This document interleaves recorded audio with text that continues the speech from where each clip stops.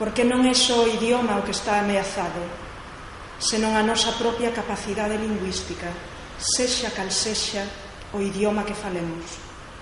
A lingua é produción, a lingua produce comunicación, produce pensamento, produce capacidade poética, produce ganancia e beneficio, prodúcenos como humanos, prodúcenos como felicidade.